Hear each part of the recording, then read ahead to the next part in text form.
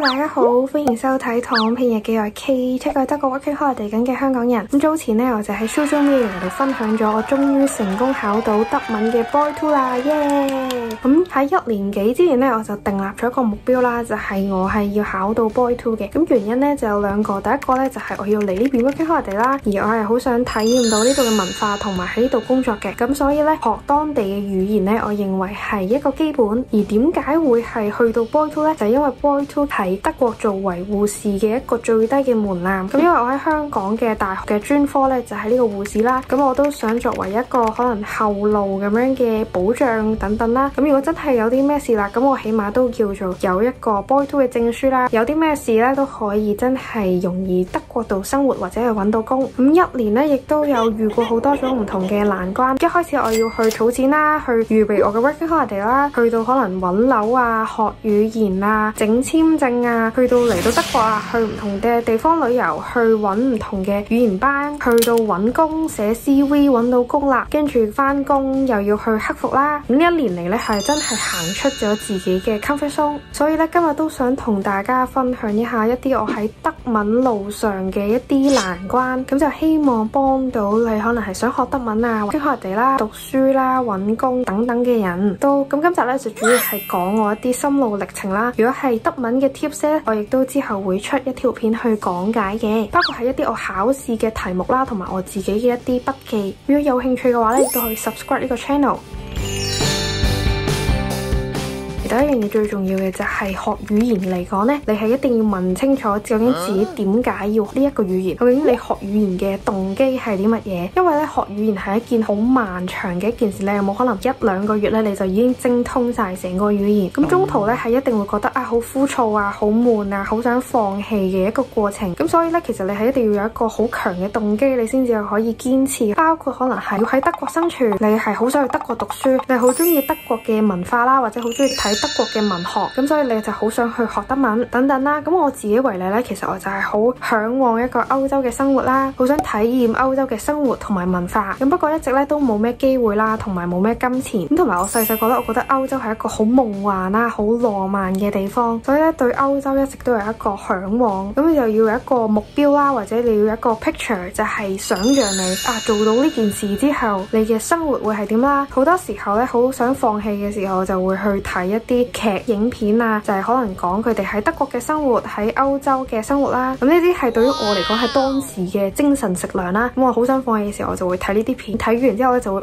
我要繼續努力去讀書啦。就好似我之前彈吉他咁啦，一開始咧我係好有決心嘅，我要學自彈自唱。咁但係咧開始真係自學嘅時候，彈咗幾日咧，你就會發現佢嗰啲線咧係好硬啦，彈一陣咧你就會就成手超級痛晒咁樣，就會好想放棄啦。咁呢個時候我亦都係揾一啲可能吉他嘅影片嚟睇，亦都係想像如果有一日我係去彈到呢個程度啦，咁我會係點樣嘅呢？咁呢個亦都係一個我堅持嘅動力啦。咁我亦都係吉他都係有學到依家啦，都叫做基本嘅自彈自唱啦。咁就當然就唔係好犀利，因為你去練習或者你去學習呢個過程咧係好枯燥嘅一件事嚟，係真係好睇你嘅意志啦，同埋你嘅動力，亦都好緊要啦。就係揾到呢個學習嘅一個樂趣啦，因為咁樣咧你先至會一路 keep 住去分泌你嘅多巴胺啦，分泌多巴胺咧，你先至會一路 keep 住去學習嘅。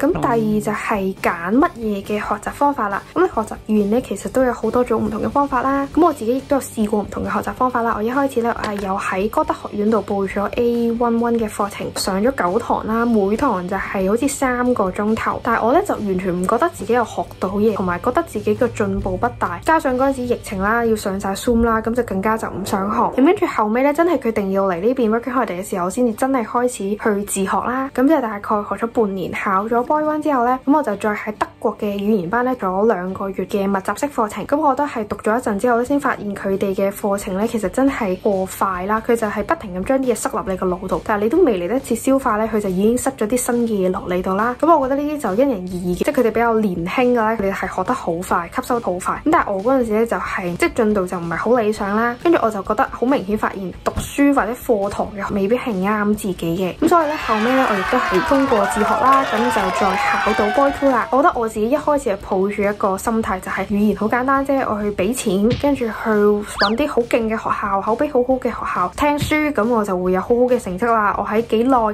就會攞到呢個成績啦。咁除咗課堂之外呢，其他嘅時間呢都唔一定會主動去溫書，就係真係要使錢嗰下你先至係會讀嘅。落堂呢就完全講翻，同啲同學呢就講翻晒自己嘅廣東話啊等等。咁我都係用咗一段時間先發現，咦，原來呢一個方法係對於我嚟講係冇用嘅。當時我喺中學時候呢，大家可能對於嘅定義就係老師去教你一啲知識啦，你就根據課本上嘅知識同埋老師講嘅嘢呢，可能去死背啦。佢叫我哋學呢啲嘢，一定係對我哋有用噶啦。但係你呢就會好少去諗，究竟點解我要去學呢樣？我喺呢樣嘢入邊，我學得開唔開心？學呢樣嘢嘅過程，我有冇任何嘅樂趣？結果呢就係好難去堅持。離開咗學校，就算你想學，你都唔知道應該點樣去學。因為其實每一個人呢都有做一個最適合自己嘅學習系統啦，同埋學習風格。有啲人可能係偏向讀書學校，不停咁做 exercise；有啲人呢就反而係用其他嘅方式，包括可能係睇片啊、聽歌啊、睇劇啊，或者係真係去同面對面嘅交流，佢哋就先至會學得好快。咁所以好多時候，大家話點解使咗咁多錢去咁多書，去上咗咁多堂，我依然都係唔係好進步，成日都 fail 呢？其實主要嘅原因可能就係根本你都唔 enjoy 去做呢件事，你都揾唔到一個樂趣。你只不過係俾咗一嚿錢，你揾咗一個老師去逼你去學，你學呢一個過程你係唔開心嘅。咁所以呢，就一定要揾一個快樂嘅一個學習嘅方式同埋過程。而呢個揾嘅過程呢，係一定會好漫長，因為大部分人呢，一開始嘅時候都唔知道自己係要啲咩啦。究竟我要點樣去開始去學呢個語言呢？我究竟係揾老師啊，定係我自己開始睇書睇劇去咁樣去學呢？例如以我自己為例啦，我覺得咧喺德國生活咧係真係會對你嘅德文係有好大嘅幫助。例如我去買餸咁樣啦，我要知道我要買啲乜，咁我就要查好個德文字，咁我就要記低個德文字啦。咁我去到揾嘅時候咧，亦都會更加之方便。咁喺揾嘅過程中咧，我亦都會見到好多食材啊，係用德文寫啦。咁所以咧，即使你唔係真係死背一啲食物嘅名字，你去到買得多見得多咧，你漸漸咧你都會自動記一啲食材嘅德文嘅名稱係啲乜嘢，係會有用過你真係死背生字好多。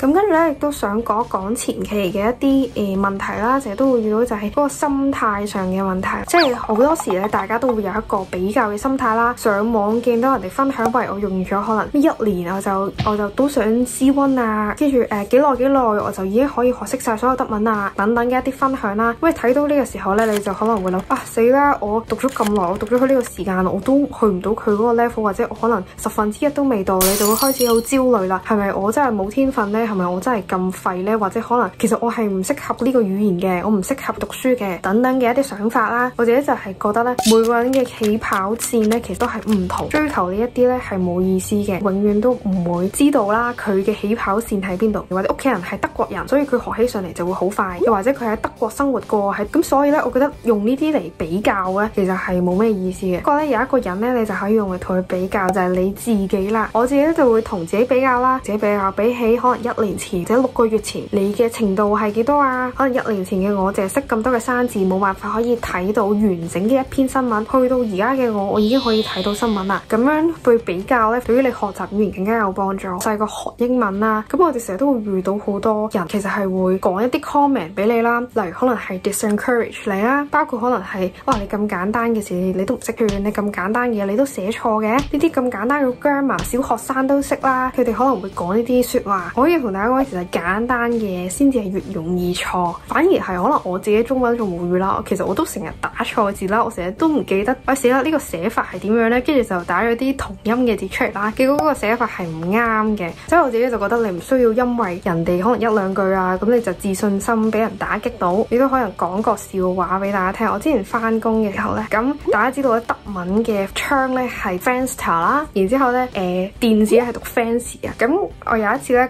有個病人就問我，可唔可以幫我打開嗰個 Fenster 咁樣啦？咁我就聽錯咗，係我以為佢講 Fancy 啊，叫佢幫我打開個電視。咁我就真係走過去打開個電視啦。咁跟住佢見到之後，佢就話唔係啊，跟住佢指住個窗就話Fenster 咁樣啦。跟住我就好尷尬咯，即係好想揾窿捐，係我聽錯咗。死啦，咁簡單嘅德文，即係 Fenster 同 Fancy 有呢個 A1 我都識啦。但係點解我嗰陣時會聽錯，會理解錯嘅咧？即係你就會係咁諗啦，咁係會好想揾窿捐嘅。咁但係唔緊要，咁起碼經歷咗呢件事之後，我就唔會再因為 Friendster， 我會好永遠咁記得 Friendster 係槍，Friendster 啊係電視，我係唔會再整錯呢樣嘢噶啦，反而係一啲可能出錯係一啲好寶貴嘅經驗。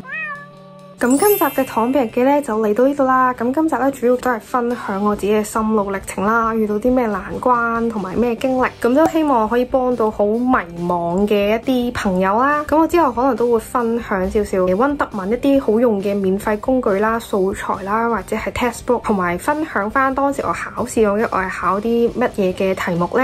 咁如果有興趣想知道嘅話咧，可以訂閱我嘅頻道啦。如果你覺得呢條影片幫到你嘅話咧，亦都可以 like、comment 同埋 share。咁我哋就下一集再見啦，拜拜。